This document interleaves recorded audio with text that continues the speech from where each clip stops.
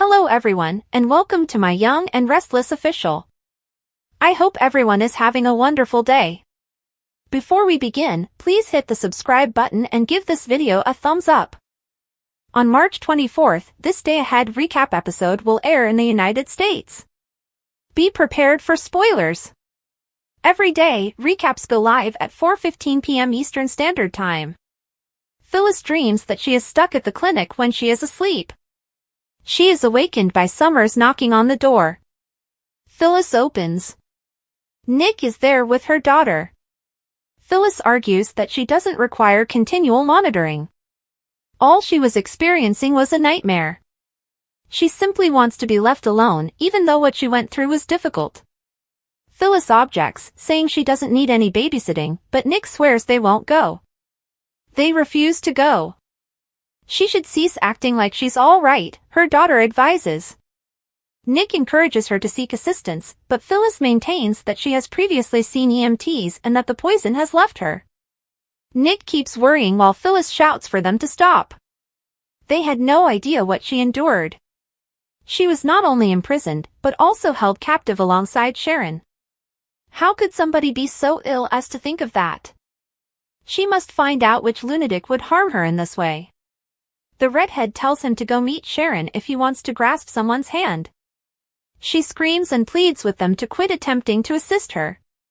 She begs Nick to stop the way she feels while he hugs her. For being such a blubbering fool, Phyllis apologizes. She isn't like that. She and Sharon did, however, alter. They were designed to support and maintain one another's sanity. Sharon has been her opponent for the whole of her adult life. Without such emotions, she is at a loss for what to do. She asks, "How am I supposed to process this?" Her kid recalls Phyllis that she nearly died after she blows her nose. Phyllis is still angry with Sharon for everything she caused to their family, despite the fact that she saved her life. Nick encourages her to stop being angry, but Phyllis says that everyone believes she takes pleasure in her rage. Although she is just as messed up as she is aware that Sharon is not a monster. Nick has a thought. When Daniel notices Sharon dining by herself at society, he approaches her. He inquires about her well-being and shares what his mother told him about the clinic. Sharon acknowledges that it's far from done. He is aware of how difficult it is to feel secure when there are kidnappers out there. They talk about how odd it was for her to be imprisoned with Phyllis, and she tells him it's kind of him to ask. What the point was, Sharon doesn't know. They wanted to forgive one another in some way. He notes, "You almost give the impression that this person was attempting to help you both." That's not how Sharon would characterize it. But for her, it worked. She may give Phyllis credit even though she might not return the favor because they had to save each other. Daniel inquires as to whether she has truly overcome her animosity for his mother or if she is merely making a concerted effort to appear as though she has. She'll acknowledge that emotions don't go away quickly. She is appreciative, indignant, and perplexed. It wears you out. She hopes that this could be the beginning of some healing for them, but she is unsure if the peace with Phyllis will last. According to Daniel, they are both headed to the same destination by different routes. He can learn to find the positive in the midst of adversity from this difficult period in his life. He tells her to cling to anything good. Phyllis is not a concern for Sharon. She is capable of surviving anything. He acknowledges that they seldom ever discuss Heather anymore as they talk about Lucy. Nick texts her and requests a meeting as they discuss how difficult things are. She says she'll see Daniel around and thanks him for the talk. He sits at the bar after she goes. Tessa, who has blonde hair, enters. He tells her about his recent discussion and how his mother is acting normal following her tragedy. They talk about Mariah, and Daniel feels compelled to discuss all that has transpired since Ian returned with her. According to Tessa, they are all merely byproducts of evildoers' actions. He claims that she has given him a lot to ponder. He always feels less insane after speaking with her. She is a blessing to Mariah. Nick is seated with Phyllis and Summer as Sharon gets at Crimson Lights. According to Nick, the two women should have a conversation about their experiences. Phyllis acknowledges that she agrees with Nick's notion, but she claims it was his. Nick and Summer make the decision to give the women some space. He acknowledges to Supergirl that he has no idea what will happen. Billy greets Sally with a kiss and says he's sorry if he pushed her out before. She sensed that Phyllis needed to discuss what had occurred to her with him. She questions whether Phyllis was requesting that him maintain a secret when he states that he doesn't want any behind them. Because their ex-partners misled them, he simply wants them to be forthright and truthful. Sally asks what Phyllis would want to talk about. He clarifies that she merely wanted to inform him of her dedication to the business and to express gratitude to him for saving her life. What might have occurred if they had been 5 minutes late is a constant thought in his mind.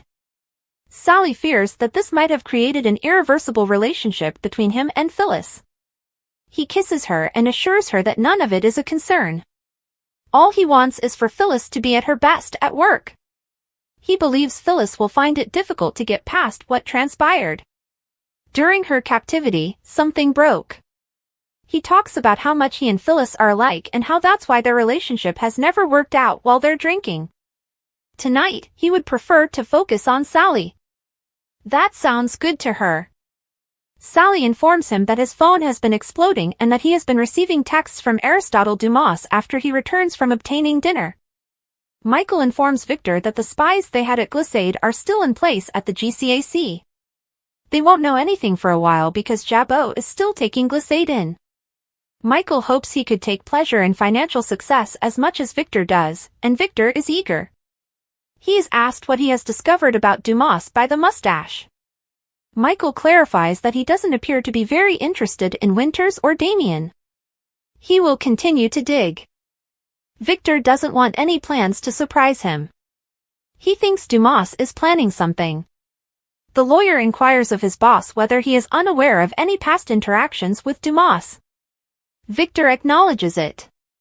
They had some interesting disputes over firms, he says incoherently. Sometimes Dumas won, and other times he did. Michael will immediately start investigating the reason behind his recent reappearance. According to Victor, Dumas shows there, strikes, and then vanishes.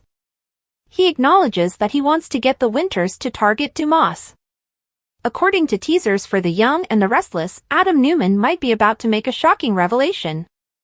Adam might blow up 5 lives by revealing a big secret if one plot line is leading to a cheating surprise. Fans of YNR are aware that Phyllis Summers had feelings for Billy Abbott prior to her trauma of captivity. Phyllis startled herself by having a love dream about Billy. Naturally, since Billy helped free her from captivity, Phyllis is now even more attracted to him.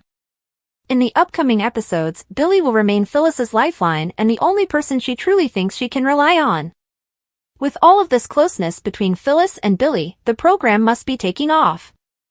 It's likely that these ex-partners may experience some temptation in the future, which could cause Billy and Phyllis to give in to their passion.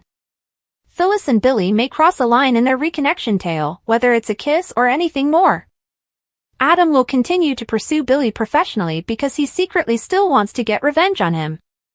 But there may also be a chance for Adam to target Billy more personally. Adam might learn if Billy and Phyllis share a lip lock or perhaps hook up. Adam may easily be seen behaving dirty by filming a forbidden kiss or something like. Adam may reveal the controversy to the world or at the very least provide Sally Spectra with evidence that Billy isn't the devoted man she believes him to be. Adam has the potential to ruin 5 lives if he turns Phyllis and Billy's improper bond against them.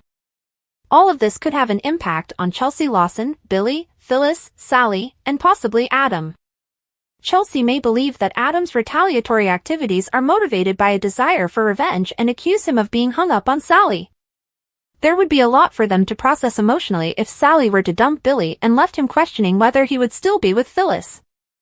In any event, the plot of Billy and Phyllis appears to be headed for scandal. Should that be the case, someone will undoubtedly uncover any instances of cheating, and that someone might be Adam. According to previews for The Young and the Restless, Adam will continue to foretell Billy's demise, so tune in for any further shocking revelations. The March 24th episode of The Young and the Restless delivers a powerful mix of emotional confrontations, character-driven drama, and tantalizing hints of future storylines. The episode focuses heavily on the aftermath of Phyllis Summers' traumatic kidnapping ordeal, her complicated relationship with Sharon Newman, and the growing tension between Billy Abbott and Sally Spectra. Meanwhile, Victor Newman's mysterious history with Aristotle Dumas takes center stage, setting the stage for a high-stakes battle that could have far-reaching consequences for Genoa City. Let's break down the key moments and explore how they shape the narrative moving forward. The episode opens with Phyllis grappling with the lingering effects of her captivity. As she sleeps, she dreams about being trapped in the clinic, reliving the nightmare that has left her emotionally shattered. Her daughter, Summer, and Nick Newman arrive to check on her, but Phyllis insists she doesn't need constant supervision. She's clearly struggling to process what she's been through, and her frustration boils over as she lashes out at Nick and Summer. Phyllis's raw vulnerability is on full display as she admits that she doesn't know how to move forward without the anger and resentment that have defined her relationship with Sharon for so long. This moment is a turning point for Phyllis, as she begins to confront the emotional toll of her ordeal and the unexpected bond she formed with Sharon during their captivity. Nick's suggestion that Phyllis and Sharon sit down to talk about their experience sets the stage for a poignant and potentially transformative conversation between the two women. Sharon, meanwhile, is also struggling to make sense of what happened. Her conversation with Daniel Romalotti Jr. at Society reveals her mixed feelings about the ordeal. While she acknowledges that the experience forced her and Phyllis to rely on each other for survival, she's unsure whether their newfound understanding will last. Daniel's observation that the kidnapper might have been trying to do them a favor by forcing them to confront their animosity adds an intriguing layer to the storyline. Sharon's willingness to give Phyllis credit for saving her life, even if Phyllis may not reciprocate, shows her growth and maturity. However, her admission that feelings of anger and confusion still linger underscores the complexity of their relationship. As Sharon prepares to meet with Nick and Phyllis, the stage is set for a potentially cathartic conversation that could pave the way for healing or reignite old tensions. The dynamic between Billy Abbott and Sally Spectra takes an interesting turn in this episode. Billy's concern for Phyllis is evident, and his conversation with Sally about her ordeal reveals the depth of his empathy. However, Sally's unease about Billy's closeness to Phyllis hints at potential trouble ahead. Billy's insistence that there are no secrets between them is reassuring, but his admission that he and Phyllis are alike and that their shared history makes them understand each other in a way others can't raises red flags. Sally's worry that Phyllis's trauma may have bonded her to Billy forever is understandable, especially given Billy's history of being drawn to women in need. As Billy and Phyllis grow closer, the possibility of a romantic reconnection looms large, threatening to disrupt Billy and Sally's relationship. This storyline has the potential to deliver plenty of drama, especially if Adam Newman discovers any impropriety and uses it to his advantage. Victor Newman's storyline takes a darker turn as he and Michael Baldwin discuss Aristotle Dumas. Victor's admission that he has a history with Dumas, one marked by intense corporate battles, adds a layer of intrigue to the narrative. Michael's investigation into Dumas' motives and his connection to Damian Kane suggests that Dumas may be a formidable new antagonist for Victor. Victor's determination to stay one step ahead of his old rival sets the stage for a high-stakes game of cat and mouse. The revelation that Dumas has a pattern of appearing, striking, and disappearing adds to the mystery surrounding his character. As Victor prepares to use the Winters family to draw Dumas out of hiding, the potential for betrayal and manipulation looms large. This storyline promises to deliver plenty of twists and turns, with Victor's cunning and Dumas' enigmatic agenda keeping viewers on the edge of their seats. The episode also touches on the evolving relationships within the Abbott and Newman families. Nick's concern for Phyllis and his efforts to facilitate a conversation between her and Sharon highlight his role as a peacemaker. Meanwhile, Daniel's conversation with Tessa about the challenges they've faced in the wake of Ian Ward's return adds depth to his character. Tessa's observation that they are all collateral damage to evil people doing evil things resonates, underscoring the impact of the show's darker storylines on its characters. As Daniel reflects on his conversation with Sharon and the need to find good moments in the darkness, the episode strikes a hopeful note, reminding viewers of the resilience and strength of Genoa City's residents. Looking ahead, the potential for scandal looms large, particularly in the Billy-Phyllis-Sally love triangle. Adam Newman's ongoing vendetta against Billy could lead to explosive revelations if he discovers any impropriety between Billy and Phyllis. The fallout from such a scandal could have far-reaching consequences, affecting not only Billy and Sally's relationship but also Phyllis's emotional recovery and Adam's own motivations. As the characters navigate the complexities of love, loyalty, and betrayal, the stage is set for a dramatic and emotionally charged storyline. In conclusion, the March 24th episode of The Young and the Restless delivers a compelling mix of emotional depth, character development, and tantalizing hints of future drama. From Phyllis's struggle to process her trauma to Victor's high-stakes battle with Aristotle Dumas, the episode sets the stage for a series of gripping storylines that will keep viewers hooked. As the residents of Genoa City confront their pasts and navigate the challenges of the present, the show continues to deliver the kind of storytelling that has made it a cornerstone of daytime television. Stay tuned for more twists, turns, and unforgettable moments in the world of The Young and the Restless. Phyllis objects, saying she doesn't need any babysitting, but Nick swears they won't go. They refuse to go. She should cease acting like she's all right, her daughter advises. Nick encourages her to seek assistance, but Phyllis maintains that she has previously seen EMTs and that the poison has left her. Nick keeps worrying while Phyllis shouts for them to stop. They had no idea what she endured.